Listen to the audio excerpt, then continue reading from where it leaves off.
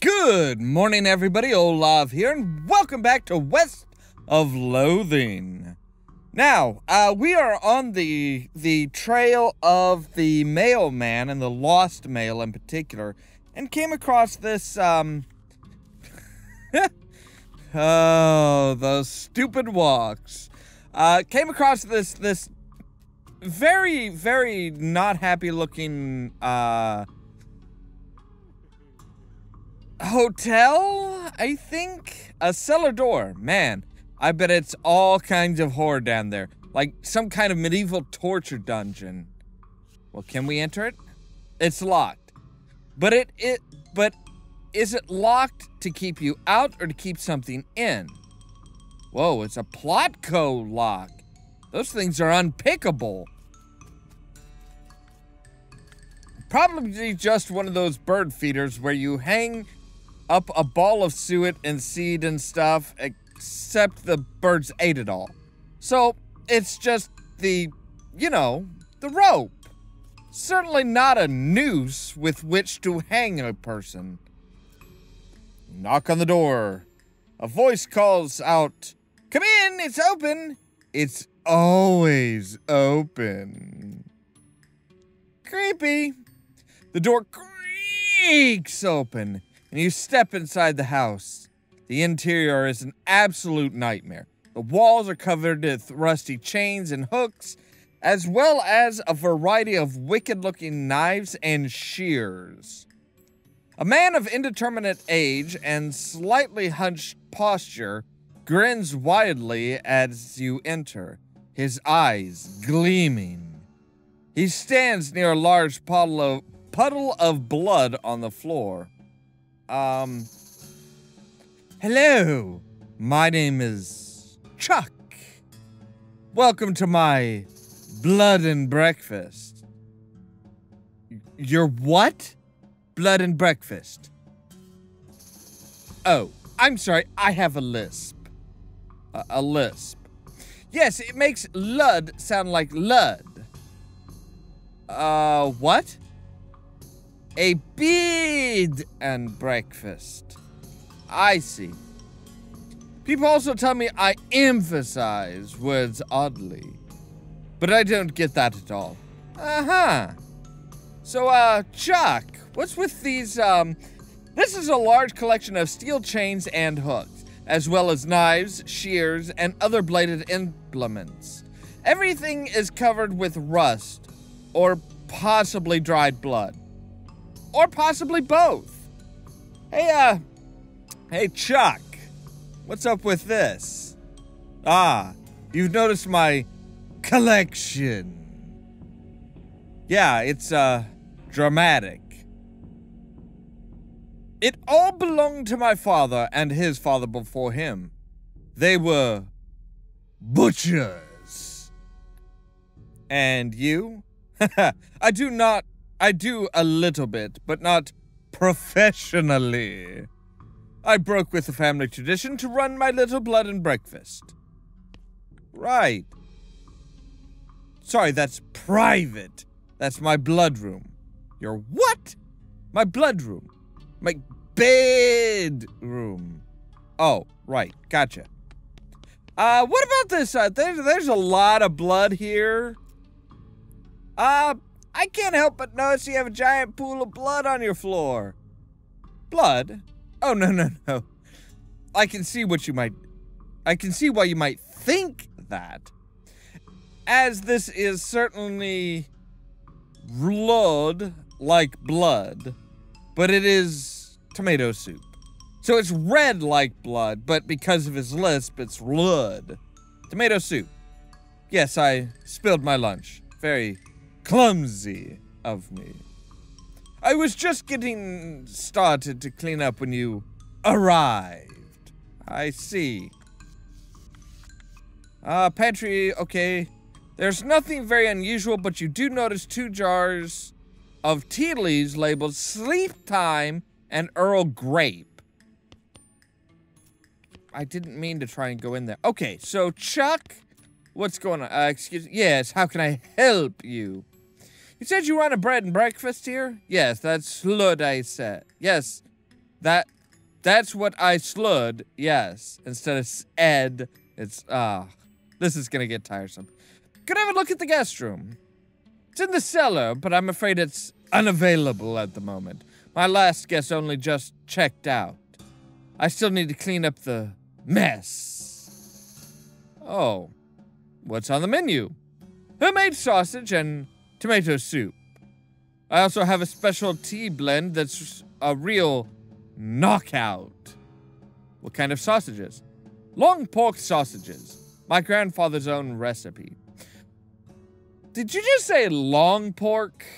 'Cause yeah, humans are long pigs, in case you're not familiar with that, but that's right. I make them longer than regular pork sausages. They're more filling that way. I bet they are. This is puzzling and uncomfortable for many different reasons. You mentioned a special tea blend. Yes, a special herbal tea blend that puts my guests right to sleep. It's very effective. Has a mailman been by recently? Why, yes. My last guest was a mailman. Such a nice fellow. It's a shame he's no longer with us. I hope you mean that he left. I like to think he'll always be here. In spirit. You are just all kinds of creepy, dude. Okay, so what if we take a closer look, switch the labels. What's on the menu? What kind of special tea? Oh, that reminds me, I left the kettle on. The water should be boiled by now. Would you care for a cup of tea? No thanks, I'm good. Chuck pours himself a bit of tea and sips at it while staring at you. After a bit, he looks drowsy. Oh my, I'm coming over all sleepy. Perhaps I should get my blood down for a few minutes. It has been a long day. Please, excuse me. Sure thing, buddy. I'm just gonna sneak into your room here. Can I just kill him, please? Chuck is sleeping pretty soundly, but you should be careful not to wake him anyway. I was gonna smother him. Dude's a straight up serial killer. There's a key on top. Yoink! Chuck's key. Alright, so that should get us into the basement, I think. Yeah. It doesn't look nearly as horrific down here as you expected. Unless you're particularly horrified by an unmade bed. Well, there's the bag of mail. Anything in the dresser? No. Any good books? Modern snake oiler, lock picks, and locks and how to pick them, and fundamentals of Nex-Mex. Okay, so we can do the modern snake oiler. We can learn bad medicine, combat skill that will reduce the target's moxie, or big spleen that lets you... Let's do big spleen, I guess. Take a big whiff of the cologne sample and feel your spleen grow larger. That's not a good thing. Then you sneeze so hard the magazine is blown completely to bits. Gesundheit. There's a postcard here. I'll take it. Doesn't look like anything else we can do. As you're climbing out of the cellar, a mailman approaches you. Oh man, thank goodness, you found my mail. Is this mailbag yours? Yeah, I've been stressed out lately. I took a day off and rented a room here for a sort of mini vacation. Chuck's a great guy. A little weird, I guess, but real personable. And his cooking is great. Tomato soup and those great big sausages. His tea did wonders for my insomnia, too. Did seem pretty effective. Anyway, I forgot my own mailbag and wasn't sure where I left it, so I've been retracing my steps for ages. Thanks for finding it. Sure, no problem. Here you go. The mailman walks away with the bag over his shoulder, whistling a cheerful tune. Well, that's sorted, I guess. It's Chuck. Nope, Chuck's still asleep. Okay, so the mail is taken care of now. Oh, that's right. We had to go up to the brewery for yeast. Smeghead suddenly gets spooked by something off the side of the trail. Let's check it. See, the ring of getting places faster. A pair of Pony Express saddlebags is on the skeletal flanks. Starboard bag is empty. Okay, so it reduces the frequency of random encounters. Well, that's great, but I like the random encounters. It gets me stuff.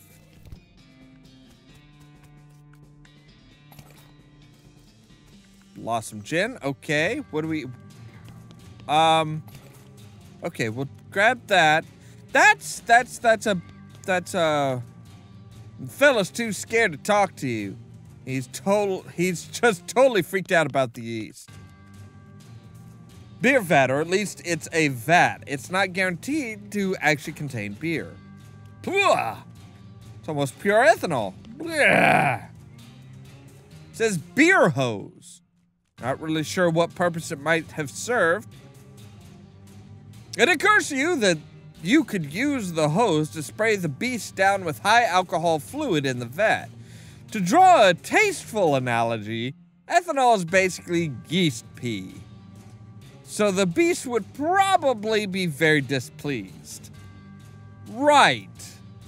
You screw the hose from the water pipe and hook it up to the vat. All right, buddy. Here you go. You hose the beast down with almost pure ethanol. It makes wild, burbling sounds, which are probably the yeast's equivalent of screaming. It doesn't take long for it to stop thrashing around, and it quickly dissolves into a pile of goop. Well, it basically already was a pile of goop, but it gets even gloopier. Gross. All right, so we have, the remains of the terrible year. I guess you should probably take some back to the mayor? Probably still good, right? Sure, a half a ton of yeast. Ooh, there's... So, this whole yeast theft biz doesn't seem to have gone well for you guys. Yeah, no, oh, jeez. You bounty hunter. Relax, the mayor just wants the yeast back. He didn't say anything about hauling you in. Whew.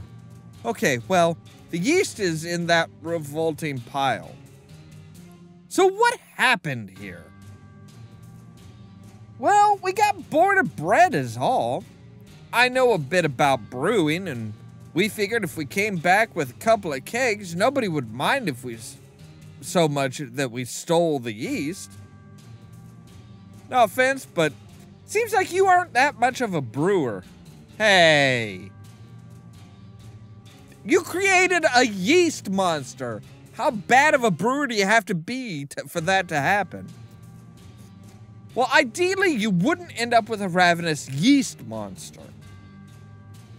That wasn't my... Okay, well, I guess it was my fault, but I understand what happened. These vats are old, and we didn't clean them properly first, because we were in a hurry. I think there were some frogs living in one of them. And you figured out how to use the extra hops? Ha ha! Ha ha! Well, if you're sure you got it figured out, you could always set up shop in Dirtwater. Oh? Yeah, it's turning into quite a little metropolis. I'd love to have my own place. Okay, I'll go check it out. Awesome. Cans of beer. Schmaltz Blue Ribbon. Yummy. It increases melee, ranged, and spell damage by 15 for the rest of the day. Not bad. Not bad. Can I take the other half ton of yeast? Oh, didn't we get a hat? Yes, we did get a hat. Gives 5 mysticality. I don't think we need to... We already know everything. Yeah, we already know everything about how to... He's too grumpy to talk to you. He's just angrily muttering about yeast. Arrest him. You're under arrest.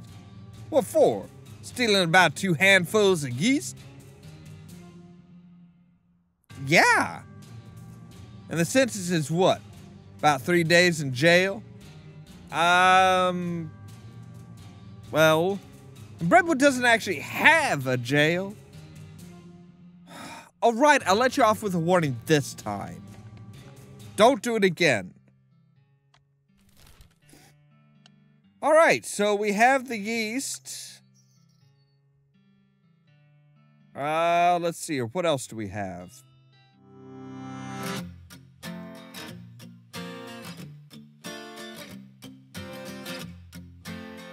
All right, so we have Alexandria's ranch.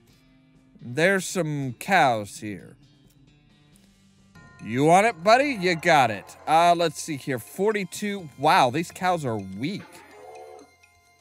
Like, seriously. They can't even hit Gary. Tainted beefsteak. Yummy.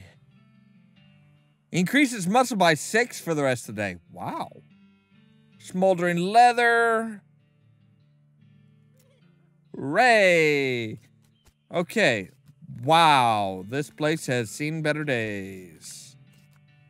Destroyed bookshelf. The Diary of Alexandria. What does she have to say? Flip through the diary. Most of it is uneventful, describing the life of a woman who likes books and isn't interested in much else.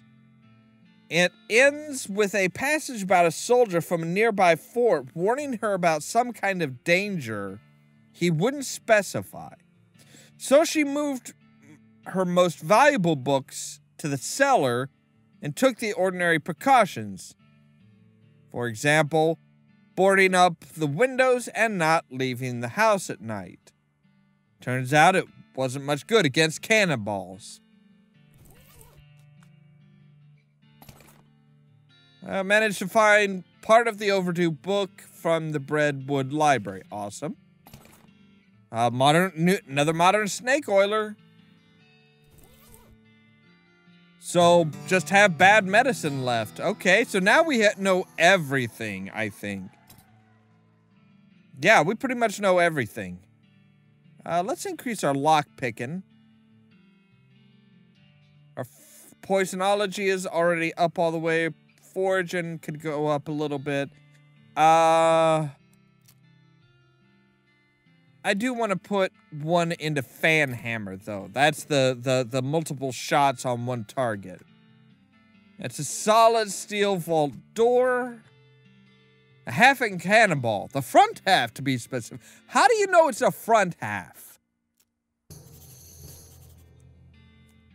You pick up the cannonball and inspect it. There's an inscription that you can mostly read. It says the cannonball came from Fort Treason. It's got the address stamped on the surface. This bombardment was done by the army. That's kind of weird. Okay. So let's go to Fort Treason then. Spot a guy riding down the road on a brown horse wearing a brown fur hat, carrying a brown shopping bag with a brown loaf of stolen bread sticking out the top. You can tell it's stolen because the bag has a little picture of a loaf of bread on it. Okay. He rides up and brandishes the great loaf of bread at you. And over all your bread or I'll bludgeon you to death. Jeez, you sure like bread, huh? Yeah. It's kind of my thing. Hornswoggle. Listen, we don't have time to fight, do you hear? There's a huge swarm of weevils heading this way. Weevils? A plague of weevils. If you run away now, then it'll be on your, if you don't run away right now, then it'll be on your own bread. I probably could have fought him and, like, gotten something. Cannon? You look at the cannon. It's a fine cannon. Demi-Culverin in size. Load the cannonball. You look through the rangefinder on the cannon, but you can't see any indication of anything you want to shoot at. Decide not to waste the ball. Yeah, alright, fair enough. What's in here? Do I have a pair of... No, I don't have a pair of binoculars. There's some leftover dinner. Vienna blood sausage, plum pudding, cat's eye candy. What does that do? Oh, spell damage. I've got a lot of stuff to increase my strength, don't I? Auxiliary artillery targeting flare. That'll come in handy. Smelling salts, chemical bullet. P.T. Mattau's diary and P.O. Box 114. Private Lemon's diary. All right, let's read the diaries. Mattau's. Most of Private Mattau's diary is empty pages, ink splotches, and latrine duty again, blah, blah, blah. Near the end, you start to see notes of Force Commanding Officer Captain Simon going off the deep end, as Mattau puts it. Being stuck out here in the middle of nowhere doing nothing is driving the captain frickin' bug nuts. When the captain eventually decided that a nearby ranch occupied by a solitary woman and her book collection was actually an enemy spy outpost, Mattau felt compelled to warn the woman, but was too worried about getting court-martialed to give her any specific details of the looming threat.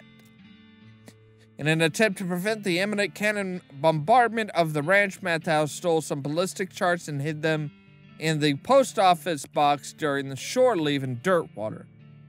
This place doesn't have any damn shore. What the hell?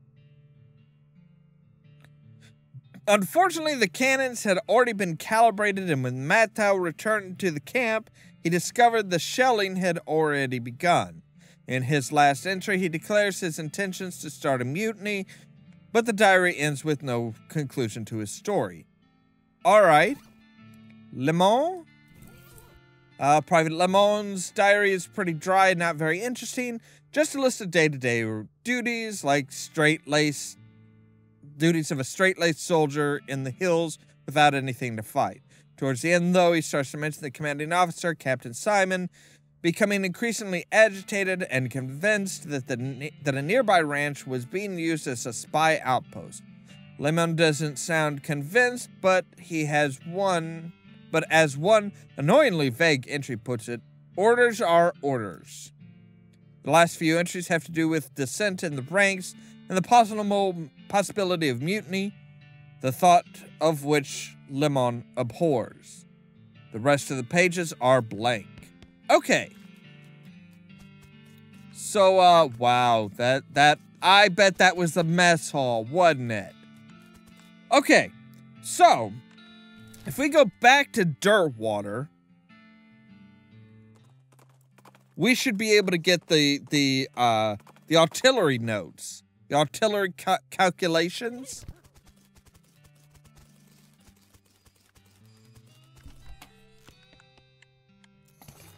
Yes, ballistic chart, that's what it was. Read it. The chart is full of details on the precision firing of the Demi-Culverin artillery cannon. You know what? Bet that cannon could blow the vault door at the Alexandria Ranch open if you could find a way to target it. And we have a targeting flare. So if we go back to the ranch, so this is like the Library of Alexandria. This is literally the Library of Alexandria. All right, place targeting flare. Go back to Fort Treason. Jumbleneck Mine, but we don't want to go there yet. Look closely, insert your cannonball. You peer through the rangefinder at the distant smoke of your targeting flare, consulting the ballistics chart and turn the little knobs and cranks and stuff to the appropriate places. You root around your backpack and fire into a match. Light it up, baby! Boom! If that didn't open the vault door, then those grapes are probably sour anyway. All right, so now if we go back to Alexandria Ranch.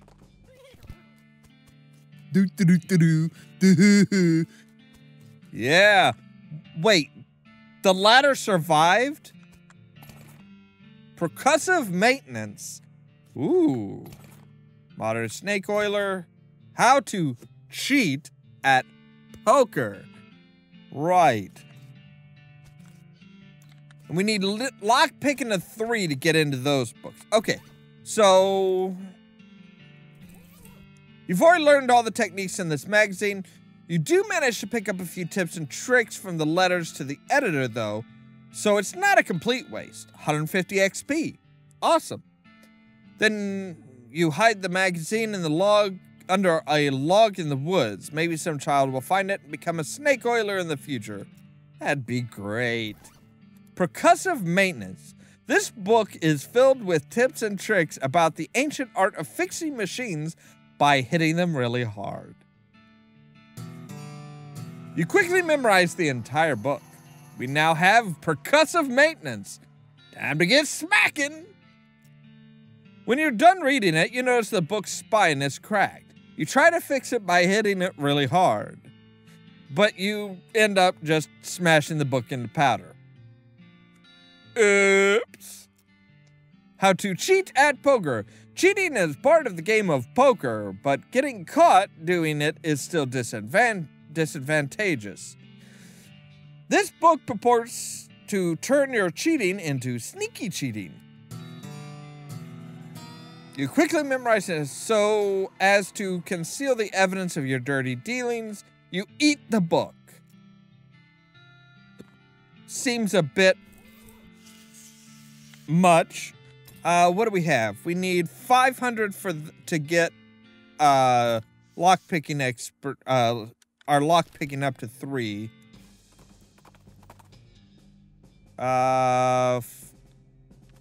Okay, what were these? Oh, pistol attack damage, not bad, but search the rocks. Anything? No. Except for the dust all over everything, the fact that the guy at the desk is a ghost, this looks like a regular foreman's mining. Grab the helmet. Hi.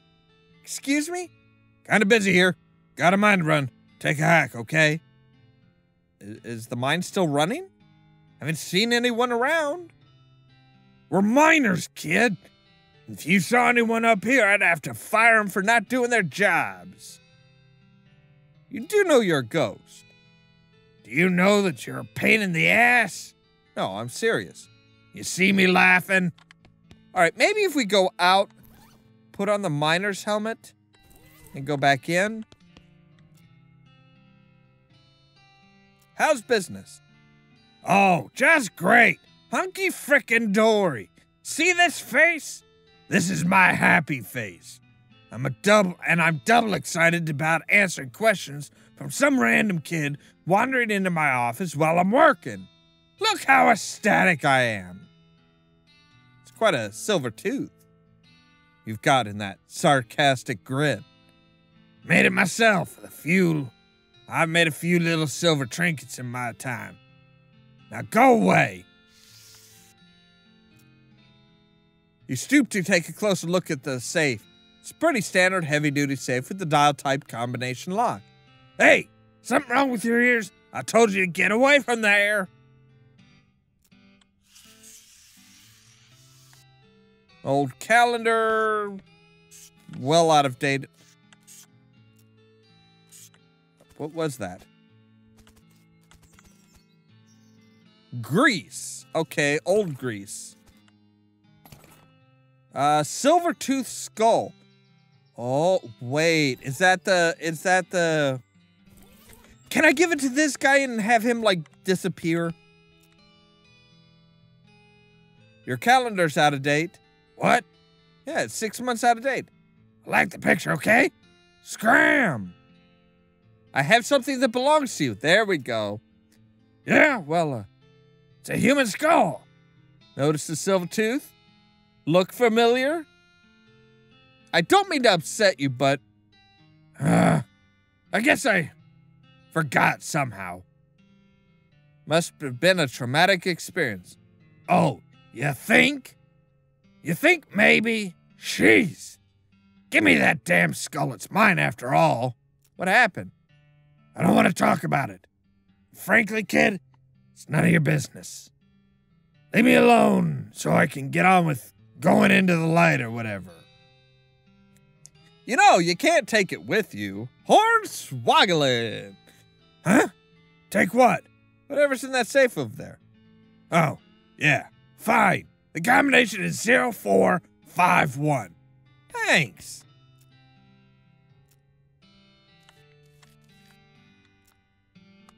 Unlock the safe. A sack of meat nuggets. And a weird knife. Okay, what's in the sack of meat nuggets? Let's open the sack of meat nuggets. 355 meat, which I could have sold the sack for 200, so opening it was a good idea. All right.